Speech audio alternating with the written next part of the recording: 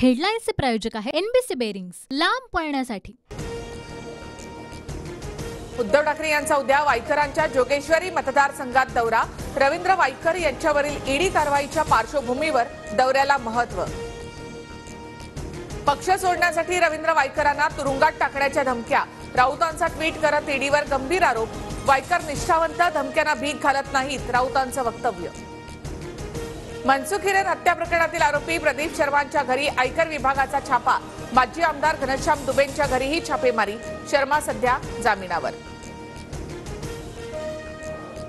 आज आलेल्या दोन संस्थांच्या सर्व्हेमध्ये दोन वेगवेगळे आकडे।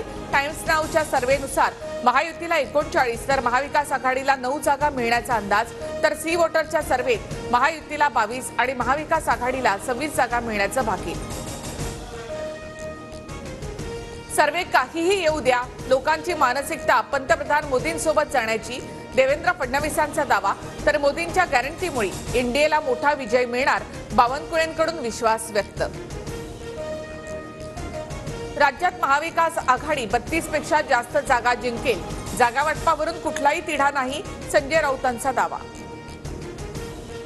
पंकजा मुंडेंसोबत राज्यसभेसंदर्भात चर्चा नाही। त्यांना लोकसभेत पाठवायचं की कोणतं पद द्यायचं ते वरिष्ठच ठरवतील। पंकजा मुंडेंसोबतच्या भेटीवर फडणवीसांची प्रतिक्रिया। पुण्यामध्ये मनसे पदाधिकाऱ्यांची बैठक। वसंत मोरेही बैठकीला हजर। पुणे की पसंत, मोरे वसंत। वसंत मोरेंचं नवं व्हॉट्सअप स्टेटस, तर स्टेटस ज्यांना लागायचं होतं त्यांना बरोबर लागलं, मोरेंची प्रतिक्रिया। राज ठाकरे 10, 11 आणि 12 फेब्रुवारीला पुणे दौऱ्यावर। विविध विकास कामांचं उद्घाटन करणार। पुणे लोकसभेच्या उमेदवारीबाबत पदाधिकाऱ्यांची बैठक होण्याची शक्यता।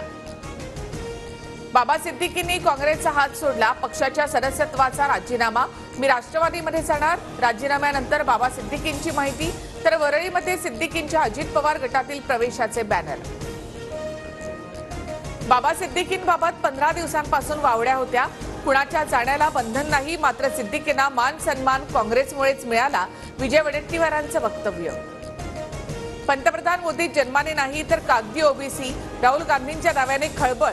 ओबीसी नसल्यामुळे मोदी कधीही जातनिहाय गणना करू देणार नाहीत। ओडिशामधील भारत जोडो यात्रेतून राहुल गांधींचा हल्लाबोल। राज्यसभेसाठी काँग्रेसकडून रघुराम राजन यांच्या नावावर शिक्कामोर्तब। लवकरच अधिकृत घोषणा होणार। रघुराम राजन आरबीआयचे माजी गव्हर्नर। 26 फेब्रुवारीपासून राज्याचं अर्थसंकल्पीय अधिवेशन। राज्याचे अर्थमंत्री अजित पवार सादर करणार महायुती सरकारचा अर्थसंकल्प।